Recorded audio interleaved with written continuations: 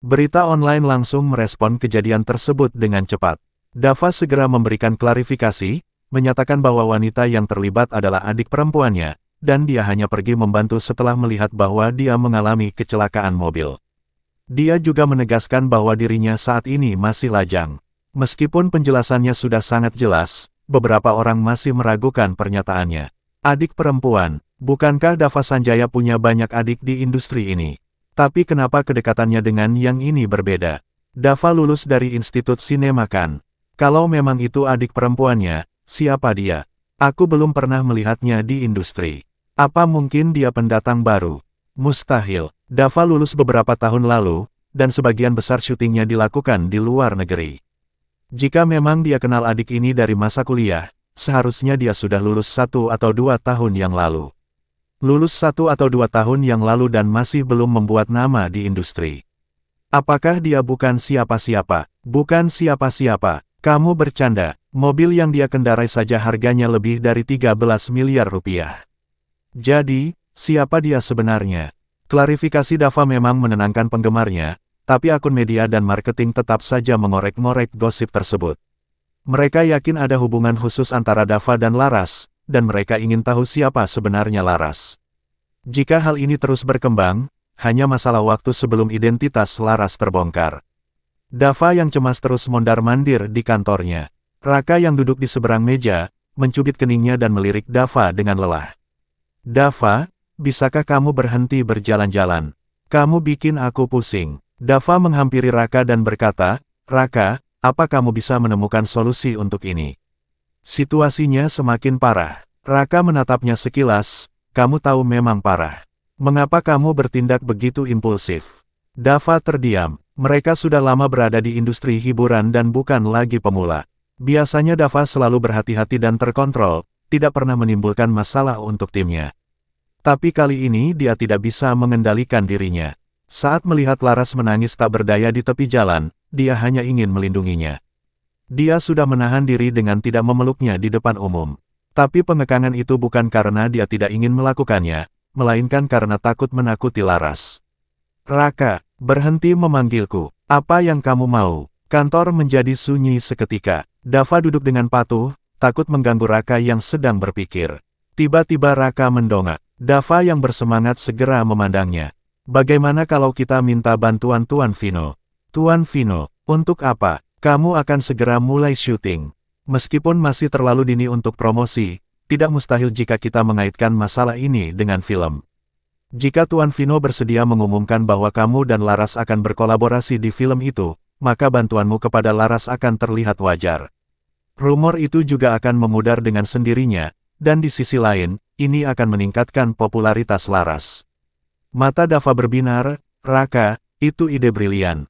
Tapi ingat, kita harus memastikan Tuan Vino mau membantu, Raka mengingatkan. Aku akan segera meneleponnya, kamu sendiri yang akan menelepon. Raka mengingatkan, teleponmu memang punya pengaruh, tapi Tuan Vino tidak bodoh. Jika dia mencium ada yang tidak beres, kamu bisa dalam masalah besar nanti. Kamu yakin mau mengambil risiko itu? Dava memahami maksud Raka. Jika Vino mencurigai ada hubungan spesial antara dirinya dan Laras, itu bisa menjadi senjata di masa depan. Sebuah bom waktu yang berbahaya dalam industri hiburan. Meski menyadari risiko itu, Dava tetap memutuskan untuk melakukannya. Demi Laras, dia rela mengambil risiko. Setelah pernyataan klarifikasi dari Dava, para penggemar masih berdebat dengan akun-akun pemasaran yang menyebarkan gosip. Tiba-tiba, sebuah komentar menarik perhatian banyak orang. Astaga, kakak sudah memastikan keikutsertaannya dalam film baru Vino, Bayangan Abadi Romawi. Aku sangat bersemangat. Banyak penggemar bertanya-tanya apakah berita itu benar atau tidak. Saya baru saja kembali dari pengumuman resmi. Tuan Vino sendiri yang mengonfirmasinya. Gadis yang disebut sebagai adik oleh Dava juga akan berperan dalam film tersebut, dan dia bahkan menjadi pemeran utama wanita. Tidak lama kemudian, akun resmi Tuan Vino men-tweet dan menyebut Dava serta Laras, mengumumkan kolaborasi mereka dalam film Bayangan Abadi Romawi. Berita ini segera mengguncang dunia maya. Semua orang tahu siapa Dava, tapi siapa Laras. Berkat akeong dari Vino di postingannya, orang-orang akhirnya mengetahui identitas Laras. Gadis yang disebut Dava sebagai adik itu adalah rekan kerjanya di proyek film yang akan datang. Dengan pengungkapan ini, bahkan akun-akun marketing tidak bisa lagi menciptakan kontroversi yang besar. Di tempat lain, grup keluarga Wiratama tentunya. Apakah Dava sudah menyelesaikan skandalnya dengan Laras? Tanya Arya saat keluar dari rapat. Dia tidak bisa menahan diri untuk bertanya pada Adi. Sudah Tuan, Dava mengeluarkan pernyataan kemarin, tapi netizen masih meragukannya. Namun pagi ini Tuan Vino merilis pernyataan resmi di Twitter, dan sekarang semuanya sudah mereda. Arya berjalan ke arah Adi, melihat tablet di tangannya dengan alis berkerut. Laras akan bermain di film Vino. Arya mulai merasa bahwa Laras mungkin meminta bantuan Vino, tapi dia tidak menyangka Vino benar-benar memberinya peran utama. Apalagi Nadia juga mengincar peran yang sama. Adi yang sudah lama bekerja dengan Arya tentu saja bisa membaca pikirannya. Tuan, saya baru tahu dari berita bahwa istri Anda yang mendapatkan peran tersebut. Arya terdiam sejenak, tapi dia akhirnya tidak mempermasalahkan hal itu untuk Nadia. Dia sudah mengatur film lain untuknya. Kapan Laras membuat akun media sosialnya? Tanya Arya tiba-tiba. Saya baru saja memeriksanya. Dia mendaftar akun itu pagi ini. Arya membuka akun Laras melalui tweet Vino, dan melihat postingan Laras yang baru saja meneruskan tweet dari Dava. Dia meminta bimbingan lebih lanjut dari Dava dengan sopan, dan Arya merasa kesal dengan istilah kakak senior yang dipakai oleh Dava. Menjijikkan, gumamnya lalu melemparkan tablet itu ke Adi. Apa kau sudah menyelesaikan penyelidikan yang kuminta? Adi segera menjawab, sudah Tuan. Nyonya Wiratama pergi ke panti jompo kemarin dan mengalami kecelakaan mobil saat perjalanan pulang. Kata panti jompo membuat Arya tertegun. Di sisi lain, mulut Laras sedikit terbuka karena terkejut ketika melihat jumlah pengikutnya melonjak dari 0 menjadi lebih dari 200.000 hanya dalam 1 jam. Angka yang luar biasa. Laras merasa tidak seperti dirinya, bagaimana bisa tiba-tiba dia menjadi begitu populer. Sebagian besar pengikutnya sebenarnya adalah penggemar mentornya Dava, dan berdasarkan komentar yang mereka tinggalkan, mereka hanya mampir untuk memberikan dukungan sebagai junior Dava. Tentu saja ada juga beberapa orang yang hanya ingin menyaksikan keributan, dan sebagian kecil dari mereka adalah penggemar baru Laras. Pagi itu, Dava telah meneleponnya dan dengan cepat memintanya untuk membuat akun media sosial. Laras tidak sempat bertanya alasan di balik permintaan itu, jadi dia hanya mengikuti instruksinya. Akunnya masih kosong, kecuali selfie yang ia unggah sebagai foto profil. Sebelum ia menyadarinya, ia sudah ditandai oleh sutradara Vino sendiri. Laras mulai mengerti mengapa Dava memintanya untuk mendaftar akun media sosial. Dia mengikuti berita online, dan sepertinya Tuan Vino berusaha melegitimasi situasi yang sedang terjadi. Namun, dia juga tahu bahwa Tuan Vino tidak mungkin terlibat sendiri tanpa permintaan, jadi pasti Dava yang meminta bantuannya. Laras merasa menjadi penerima manfaat terbesar dari situasi ini, dari rumor bahwa dia berkencan dengan aktor terkenal hingga kabar bahwa ia akan bekerja dengan sutradara terkenal seperti Tuan Vino. Hal ini jelas menjadi puncak karirnya. Melihat basis penggemarnya yang terus tumbuh, Laras mengirim pesan WhatsApp kepada Dava. Terima kasih mentor. Dava dengan cepat membalas, terima kasih lagi. Kali ini jelas kesalahanku. Jika aku tidak impulsif keluar dari mobil, kamu tidak akan terjebak dalam kontroversi ini. Baiklah mentor, aku sangat bersyukur atas kehadiranmu pada saat itu, balas Laras. Ketika ia menangis sendirian di tengah jalan, Dava muncul seperti malaikat penjaga, dan ia sangat berterima kasih atas bantuan tersebut. Layar ponselnya menunjukkan bahwa Dava sedang mengetik sesuatu, tetapi pesan itu belum juga tiba. Dava tampak ragu, mengetik dan menghapus, lalu mengetik lagi. Mereka dulu cukup dekat ketika sama-sama berada di klub drama sekolah, tetapi mereka kehilangan kontak selama 3 tahun terakhir. Laras, bahkan setelah kita memasuki dunia kerja, kita mungkin masih akan bertemu dan bekerja sama. Ini adalah takdir. Jika kamu mengalami kendala atau kesulitan di masa depan, jangan ragu untuk menghubungiku. Sebagai mentormu, adalah tugasku untuk membantu. Jangan sungkan, tulis Dava akhirnya. Laras terharu oleh balasan itu dan menyadari bahwa Dava masih sama baik hati dan sopannya seperti dulu.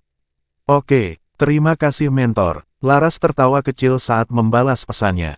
Sementara itu, Arya baru saja mengetahui bahwa Laras mengalami kecelakaan mobil sepulang dari panti jompo kemarin. Tentu saja ia bertemu dengan Dava secara kebetulan. Tangisannya mungkin berhubungan dengan kondisi ibunya yang semakin memburuk. Arya lalu menghubungi Dr. Max dan mendengar kabar bahwa kondisi ibu Laras semakin kritis, dan dia mungkin hanya memiliki waktu 6 bulan lagi. Arya merasa sedih yang tak terlukiskan. Tidak mengherankan Laras menangis sepanjang jalan hingga menyebabkan kecelakaan. Beruntung itu hanya kecelakaan kecil. Jika kecelakaannya lebih serius, Arya menghentikan pikirannya. Ia tidak ingin memikirkan kemungkinan terburuk itu. Adi yang mengikuti Arya, bisa merasakan bahwa CEO Wiratama itu sedang tidak dalam suasana hati yang baik hari ini. Biasanya Arya sangat fokus pada pekerjaannya, tetapi kali ini ia terlihat lebih gelisah dan sering melihat ponselnya sepanjang hari. Sekitar pukul 4 sore, telepon Arya berdering. Mereka segera meletakkan dokumen dan melihat nama yang muncul di layar. Raut wajah Arya menunjukkan sedikit kekecewaan, meski hampir tidak terlihat. "Nadia, ada apa?" tanya Arya. "Arya, apakah kamu sedang sibuk?" Suara Nadia terdengar lembut seperti biasanya. Arya terus membolak-balik dokumen di mejanya. "Ada apa?" Setelah mendengar tanggapan Arya, Nadia terdengar kecewa. "Arya, apakah kamu tidak ingin menerima teleponku?" Arya berhenti sejenak dan menjawab dengan sabar, "Aku hanya terbiasa langsung pada pokok pembicaraan ketika ada hal yang ingin didiskusikan." Nadia memahami bahwa Arya adalah orang yang sibuk, mengelola perusahaan besar, dan itu tidak masuk akal jika membuang waktu untuk basa-basi. "Arya, apakah kamu ada waktu luang malam ini? Ayo makan malam bersama. Aku sudah kembali cukup lama, dan kita belum sempat makan bersama dengan baik," ajak Nadia. Biasanya Arya akan menyetujui ajakan itu, tetapi setelah mendengar tentang kondisi Ibu Laras, ia sedang tidak mood.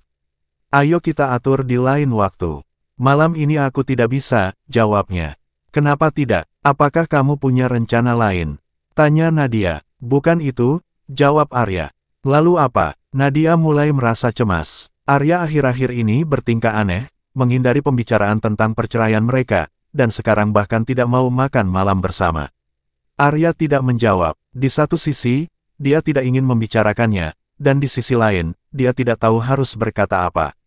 "Arya," suara Nadia terdengar sedih, seperti anak kecil yang merasa ditinggalkan dan tidak berdaya. "Ayo kita atur beberapa hari lagi," kata Arya akhirnya, berusaha melunak.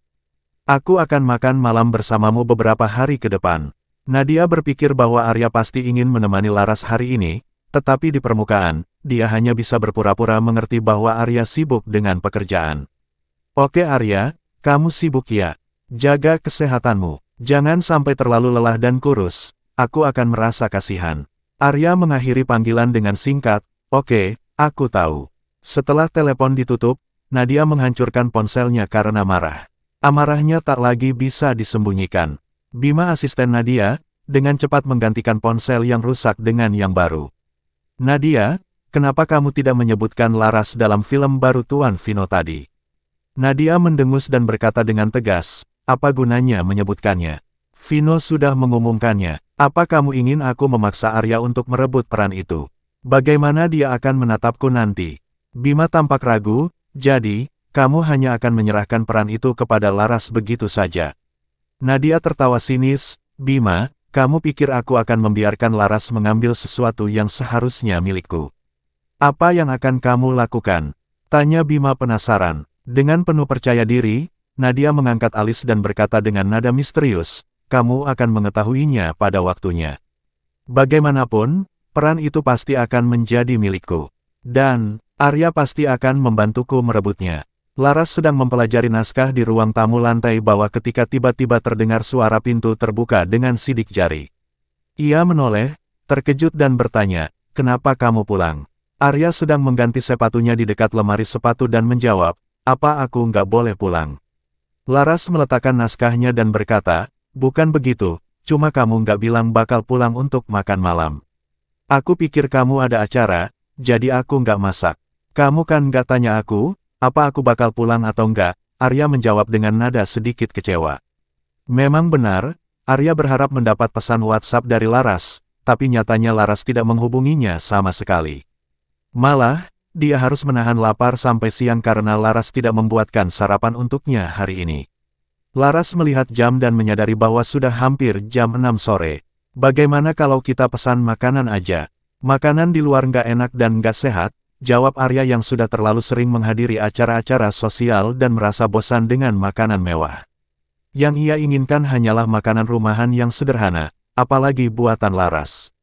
Laras menghela napas dan bangkit menuju dapur untuk memeriksa isi kulkas. Sudah beberapa hari ia tidak masak, dan bahan makanan di dalam kulkas pun terbatas. Dia menoleh pada Arya dan berkata, kalau kita pergi ke supermarket sekarang, mungkin baru bisa makan jam 8 malam. Kamu yakin gak mau pesan makanan aja? Arya menggeleng, aku gak mau. Laras tersenyum tipis dan berkata, baiklah, aku akan ke supermarket. Walaupun mereka akan bercerai, Laras merasa tidak ada alasan untuk berhenti memasak untuk Arya. Namun, dia juga tidak sebegitu patuh seperti dulu. Paling tidak, ia sudah 2 hari berturut-turut tidak membuat sarapan untuk Arya. Aku ikut, Arya tiba-tiba berkata. Laras kaget, kamu mau ikut ke supermarket? Arya menggumamkan persetujuannya, berpikir mungkin ada sesuatu yang Laras sembunyikan. Mungkin ini adalah tanda-tanda perasaan yang masih terpendam. Aku akan mengantarmu ke sana, Arya berkata demikian. Laras kaget, tapi tidak bertanya lebih lanjut, dan mereka berdua pergi ke supermarket bersama. Ini adalah pertama kalinya mereka berbelanja bersama, dan Arya tampak kebingungan dengan apa yang harus dilakukan. Laras pun mengingatkannya untuk mengambil keranjang belanja. Ini adalah pengalaman pertama Arya di supermarket, dan ia merasa semuanya begitu baru dan menarik. Arya, kamu mau makan apa? Tanya Laras sambil memandang ke arah rak makanan. Arya menatapnya dan tiba-tiba merasa bahwa mereka seperti pasangan biasa yang sedang berbelanja bersama. Perasaan ini begitu segar, nyaman, dan menyenangkan. Apa saja boleh, kamu pilih saja, jawab Arya. Laras tidak berpikir lama dan langsung melangkah maju, sementara Arya mendorong keranjang belanjaan di belakangnya. Bisa tolong timbang udang ini? Tanya Laras kepada staf supermarket dengan terampil. Oke, jawab staf itu sambil mengambil udang dari tangki air dan menimbangnya. Arya terkejut melihat betapa cekatan Laras mengurus semuanya. Tunggu di sini, aku mau beli sayuran dulu, Laras berkata sambil pergi tanpa menunggu reaksi Arya. Arya berdiri di sana, memandang ke arah Laras yang sibuk memilih sayuran. Staf supermarket menyerahkan udang yang sudah ditimbang, dan Arya dengan kaku memasukkannya ke dalam keranjang belanja. Ketika Laras kembali, Arya berjalan mendekatinya. Ayo masukkan ini ke keranjang, katanya. Walaupun mereka berdua mengenakan masker, mata dan alis mereka masih terlihat jelas. Beberapa pelanggan lain di supermarket memperhatikan mereka, terutama beberapa gadis yang memandang Laras dengan tatapan iri. Laras sadar bahwa dalam pandangan orang lain, Arya terlihat seperti pria tampan yang dengan setia menemani pacarnya berbelanja di supermarket. Tapi kenyataannya, ini adalah kali pertama mereka mengalami hal ini. Setelah belanja selesai, Arya membawa semua tas belanjaan dengan teliti dan berjalan di depan Laras. Laras memandang punggung Arya dan terus mengingatkan dirinya untuk tidak jatuh cinta lagi padanya. Dalam perjalanan pulang, Arya mencoba membuka percakapan. Kamu biasanya nggak masak kalau aku nggak pulang. Laras tersentak, merasa aneh bahwa Arya mulai menunjukkan perhatian padanya. Nggak usah, nggak perlu lagi seperti dulu, jawab Laras dengan tenang. Arya mengerutkan kening, kenapa? Dalam hati Laras, ia tahu bahwa selama 3 tahun terakhir, Arya lebih sering makan di luar daripada di rumah. Jadi, ia mulai terbiasa untuk tidak memasak jika Arya tidak pulang. Ya, lebih praktis kalau nggak masak, jawab Laras singkat. Walaupun tanggapan Laras terdengar biasa saja, Arya merasa bersalah tanpa alasan yang jelas. Setibanya di rumah, Laras mengenakan celemek dan mulai memasak di dapur. Kamu butuh bantuan? Tanya Arya tiba-tiba, membuat Laras tertawa kecil. Kamu nggak tahu apa-apa soal masak. Jadi jangan ganggu dan tunggu saja di luar, jawab Laras. Arya merasa sedikit tersinggung tapi tahu bahwa Laras benar, jadi ia kembali duduk di ruang tamu. Dari tempat duduknya, Arya bisa melihat Laras yang sibuk di dapur, dan tanpa sadar senyum tipis muncul di bibirnya. Setelah makan malam selesai, Arya terkejut melihat hidangan yang Laras siapkan, semuanya adalah makanan favoritnya, udang saus tomat, tumis paprika hijau dan daging sapi asam pedas, serta sup sayuran. Arya tidak pernah memberitahu Laras tentang makanan apa yang ia sukai, tapi Laras selalu tahu, mungkin dari pengamatannya selama ini. Selama makan, Laras diam saja, tampak tidak berniat memulai percakapan. Arya beberapa kali meliriknya, ingin mengatakan sesuatu, tapi tidak tahu bagaimana memulainya. Laras, Arya akhirnya berbicara. Laras meletakkan sumpitnya dan menatapnya dengan ekspresi tenang. Ya, ada apa? Arya bertanya dengan hati-hati, kamu ada waktu luang besok sore. Laras mengangguk, ya, ada apa? Aku mau temani kamu lihat ibumu, lalu kita makan malam di rumah lama dan mengunjungi Oma di malam hari, ujar Arya.